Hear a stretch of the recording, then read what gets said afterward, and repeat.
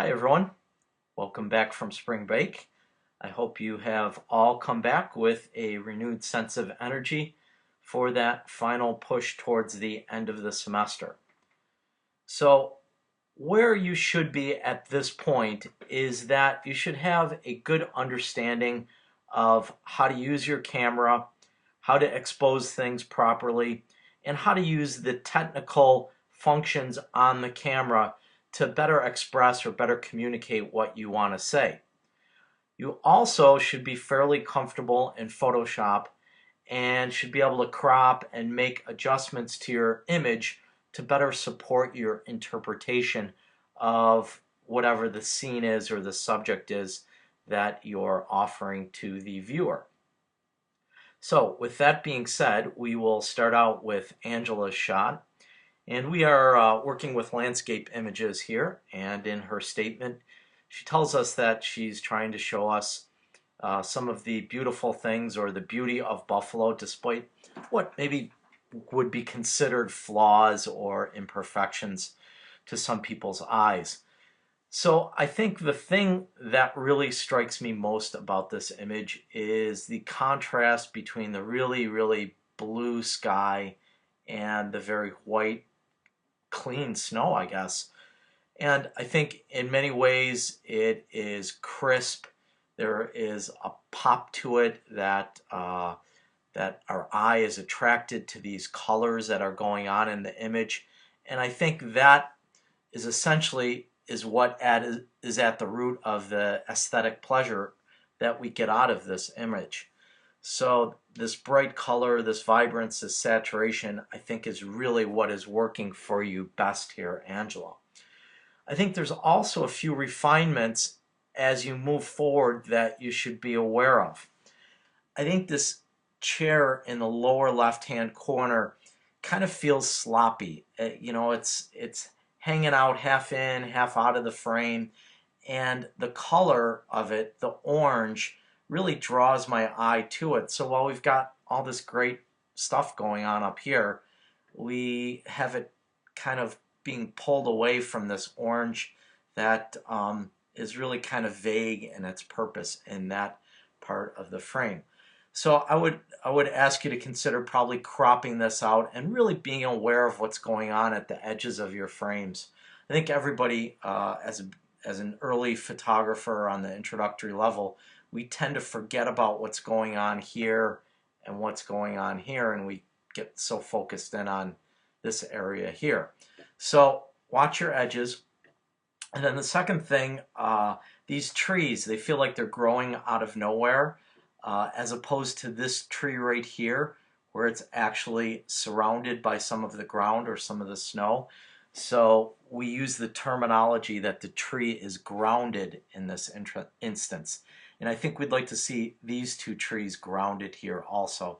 I think you can see how much better this tree looks as opposed to these ones, which kind of almost look like they're pasted into the frame.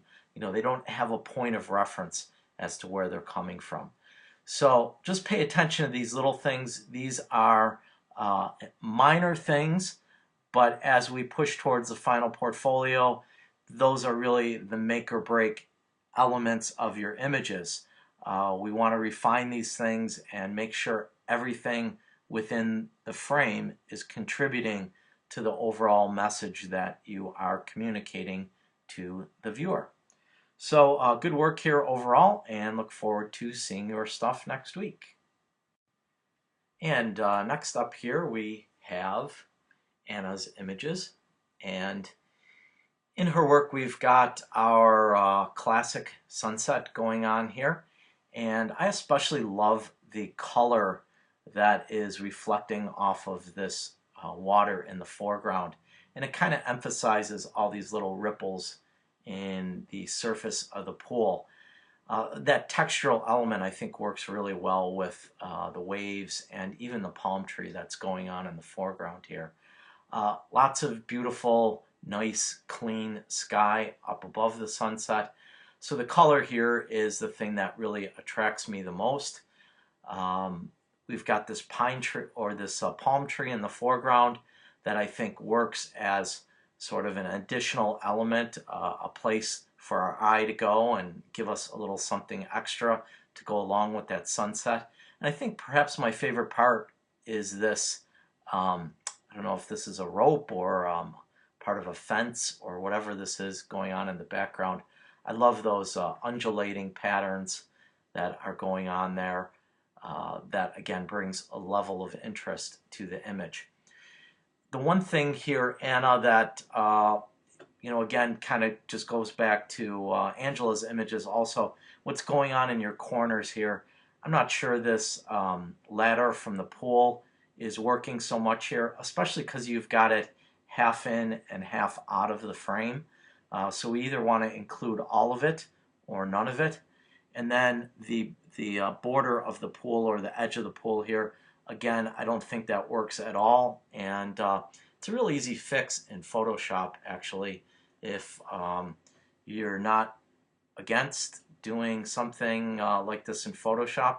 We can just make a selection around that area and then go under Fill and Content Aware, and it will, as you can see, pretty much get rid of that and blend it in to the rest of the photo. And you really can see the difference when that's out of there. So good job with this. Again, just like I'll probably mention to everybody, pay attention to the edges of your frame and what's going on in the corners. And then your image for your final portfolio. This image feels a little bit out of focus. I'm going to zoom in a teeny bit. And it does just feel a little bit soft, and I'm wondering if we go to your settings here, if you were at an aperture value that was very small. Yeah, so you're at an f-stop of 5.0.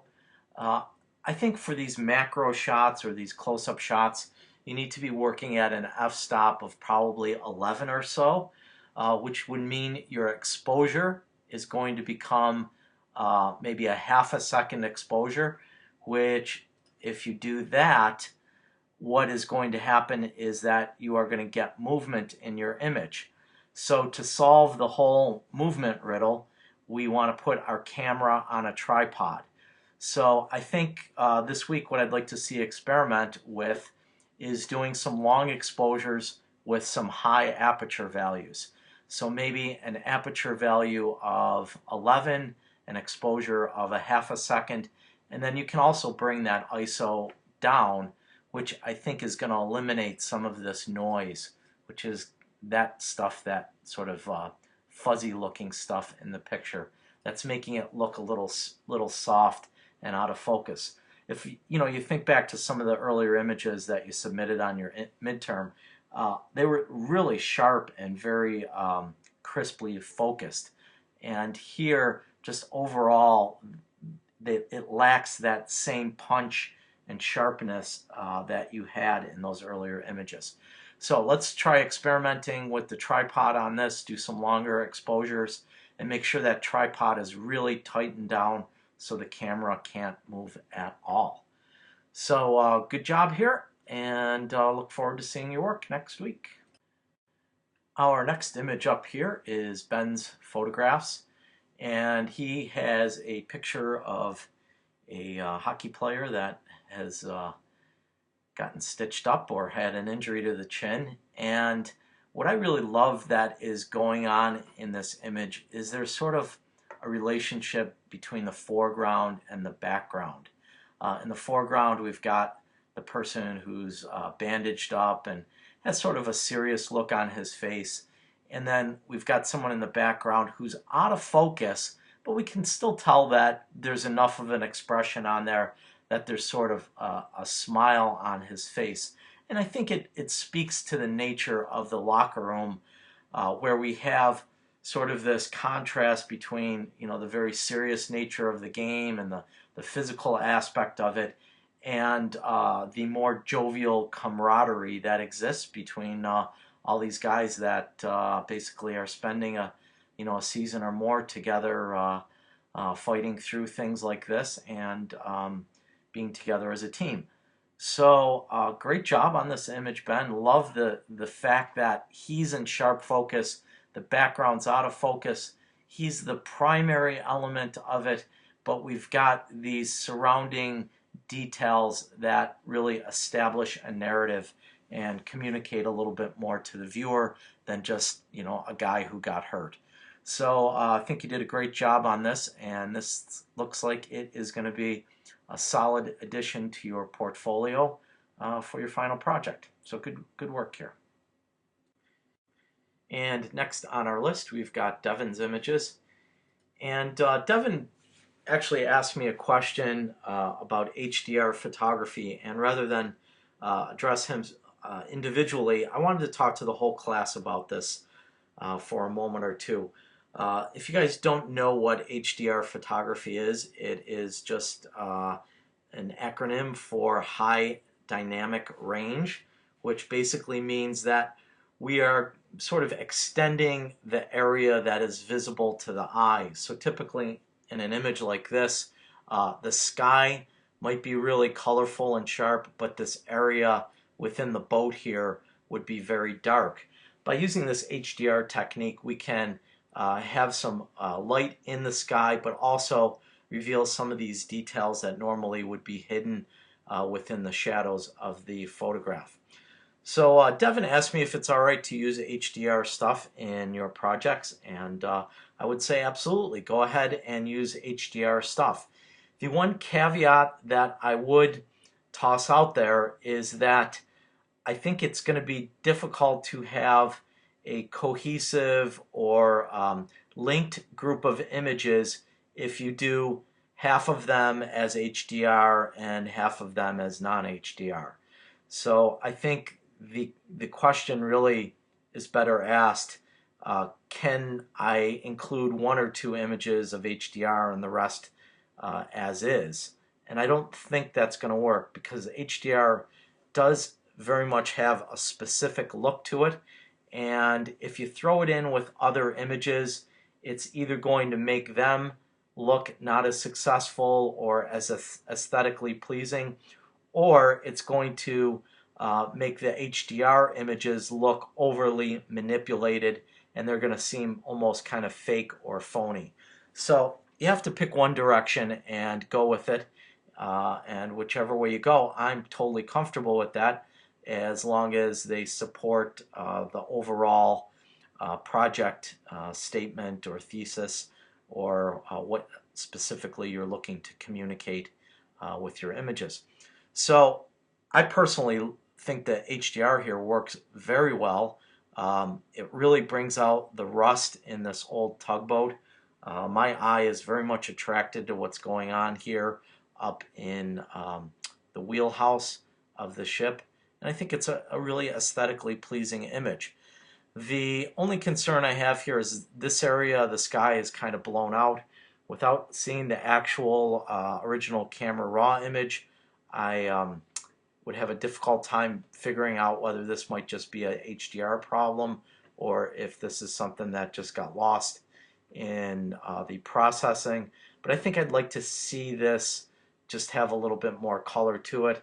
I'm actually going to paint this in with a paintbrush tool. I know it's going to look kind of silly, but I just want to give you an idea of, I think, how much better the sky could look if we were to have some color in it. So I just grab a paintbrush tool here, and maybe let's get that a little bit bigger and just kind of show you that. I think that when we have some color in the sky, that brings more attention to this area, which again, that's really our interesting area. All that whiteness in the sky was really pulling my eye from there. So perhaps in your Camera Raw adjustments, when you go to process that or open it up in Camera Raw, you can pull a gradient down and get some darkness up in that sky area. But other than that, I think we've got a solid image here, and a good addition to your portfolio if you decide to roll with all HDR stuff. And our next group of images is Grace's photos.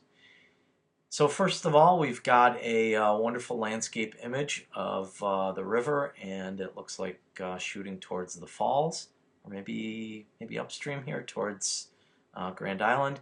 But in any event, I think we've got this beautiful juxtaposition between the very cold and chunky ice that is going on in the lower half of the frame versus the beautiful, soft, wispy clouds in the upper half of the frame.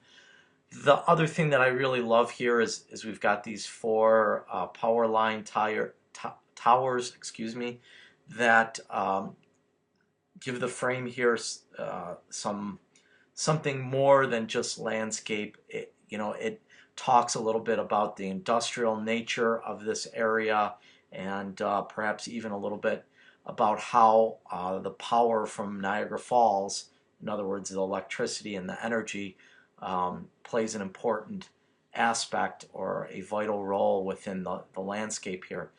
So I like your subject matter. I like the vantage point you took it from. The one thing I wonder about here is the image looks really out of focus.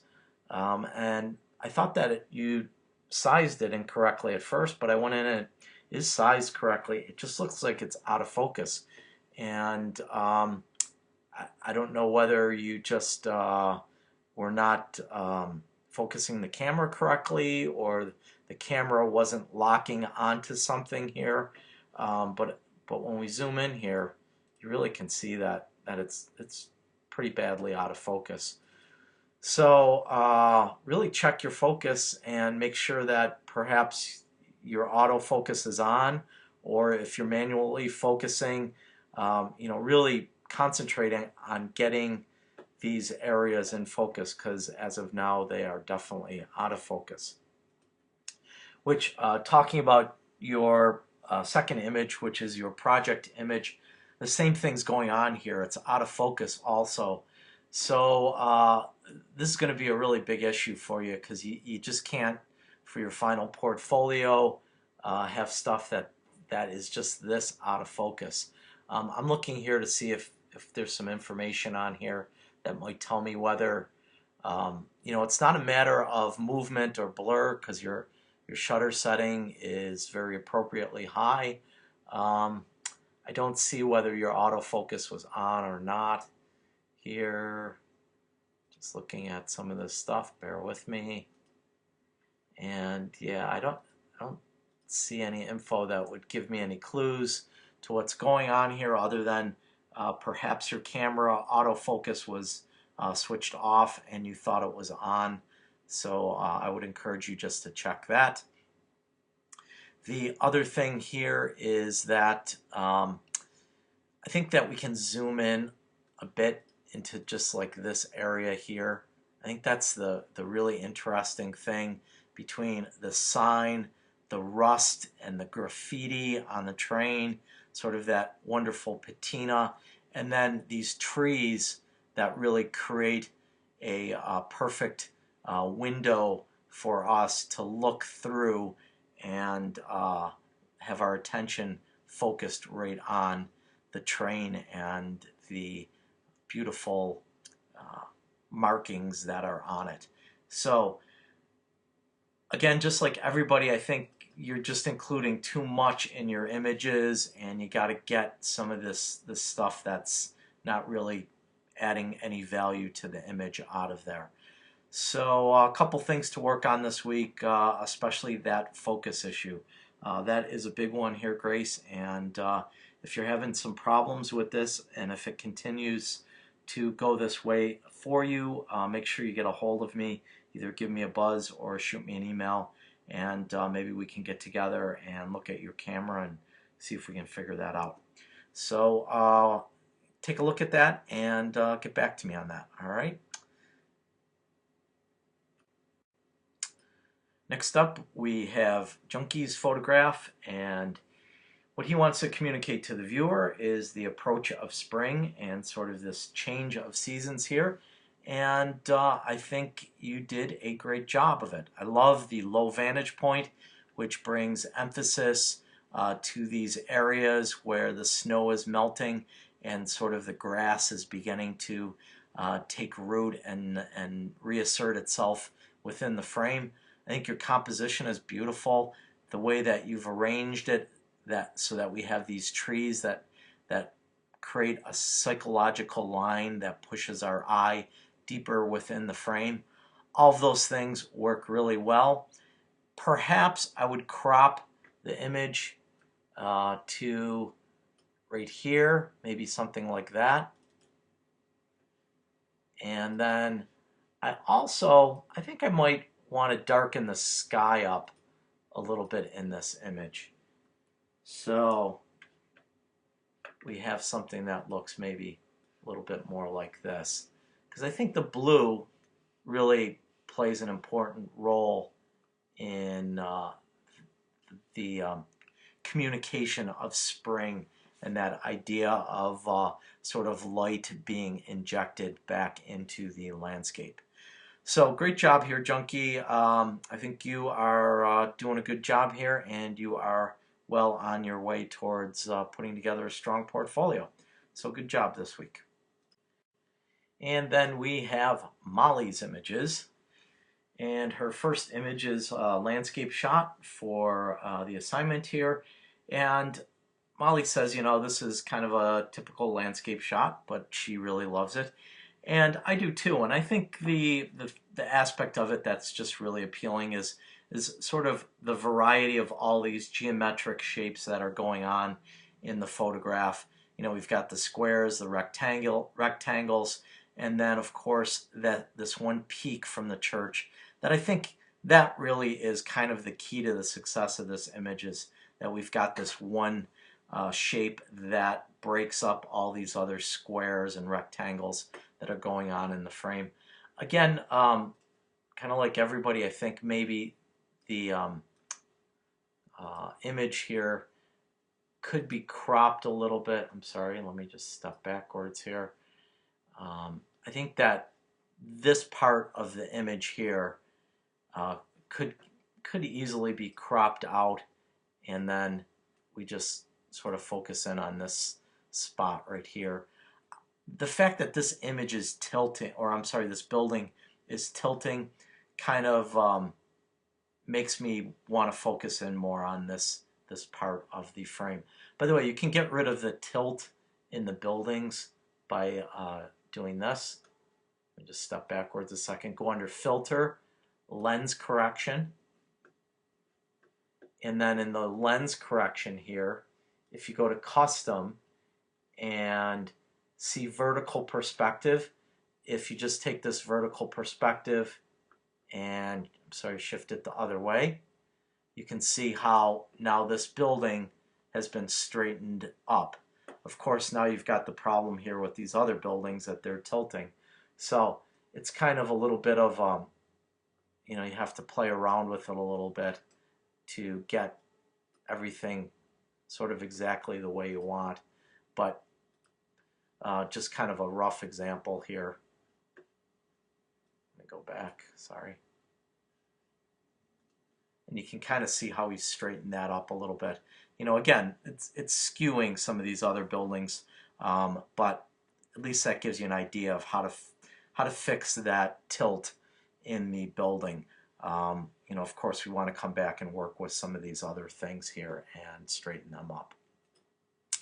And then your self-portrait for your project. I think this is fantastic. I especially love how you've blended the two images together so that we've got two different personas here, but the way you've blended them almost seamlessly here within your face and especially your eyes, I think is really engaging and wonderful. And I love this shot a lot. I think this is a great addition to your portfolio.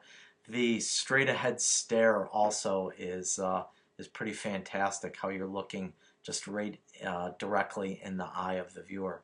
So I like that. I even almost feel like, I'm not sure you did this or not, but it kind of looks like you've gone in and smoothed your cheek out a little bit in the shot here, so that kind of says a little bit about you know, the difference between when you get up and when you actually get yourself ready to go out of the house at the end of the day. So good job on this. Really like how your project is setting up here. I think that's going great. And landscape shot was good, and so I think you're moving along perfectly. Well done. And then we move over to Sarah's images, and her first shot is a landscape shot that her dog snuck in there, but I think the dog almost had rehearsed this because he or she has managed to get him or herself right in a perfect spot in the frame here. And it's almost like the dog is overlooking the frame here and just kind of like being sad and depressed that it's still winter time and you can't get out and play. I think we see a theme developing here throughout a lot of you guys' landscape images where they sort of have this sort of flat, washed out landscape that is very typical of this area at the end of the winter, the beginning of spring. And I think you nailed it here, Sarah.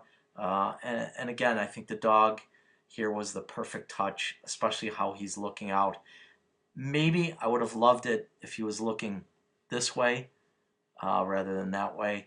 Just because here it feels like he's looking off the edge of the frame versus he could be looking in this way. But other than that, I think a solid job here on your landscape shot. And then, of course, your dancer images.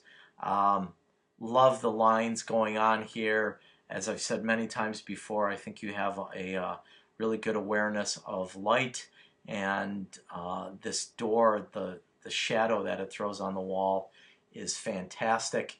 And I just love all these different expressions on the face here, to the one girl who almost feels like she has everything perfected, to the next girl who's kind of like really concentrating on the teacher or the instructor, to the third girl who is kind of almost looks like she's starting to lose her balance a little bit, and then even the last girl sort of at the end that's sort of looking down at her feet and is almost detached from everything else going on here. So great job on this. Again, maybe we just crop this stuff out here. I'm not sure any of that adds any value to it. But from here over, very solid job, and I think your project is moving along perfectly.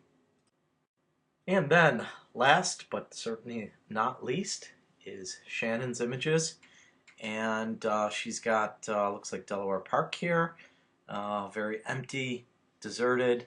Again, this sort of typical melancholic winter, spring scene that hopefully we'll get through pretty soon. So I like what you're doing here, Shannon. You've got this nice curve that draws the viewer's eye through the frame here. The sky is definitely very interesting. I especially like how it silhouettes this tree here and just really emphasizes the emptiness and sort of bleakness of this time of year. So good job on this. I think pretty straightforward what you got going here. Great sky and beautiful composition. So well done on that count. And then some images of or an image of your sisters just having coffee and having fun and showing some of her personality. And I think that this really is the kind of stuff that you need to be focusing in on if you're going to use your sorority as the subject matter for your final portfolio. I mean, it's the personalities, it's the people that make up the sorority, not the symbols and sort of like the icons that we all associate with sororities. I mean, your sorority, after all, is the people that are in it. And I think here we really get that sense of friendship and the sense of community and just how everybody really gets along and interacts. And that's what I really love about this shot, especially, I think, more than anything else, this big smiling face here that is really drawing our visual attention is the thing that makes this photograph. So I like that a lot. And I even love, most of the critiques here this week talked about having stuff on the edges of the frame that don't belong. I actually kind of love this because this person here is very solitary And it speaks to sort of the difference between, having this connection to other people and being engaged in a social activity with them versus someone that's kind of solitary and maybe even lonely in the background there. So I think that really works well, and I think you hit a pretty good home run here in this image. So keep on trying to do stuff like this and focus in on the personalities, and I think you will be on the right path for your final project. So good job this week. In fact, great job.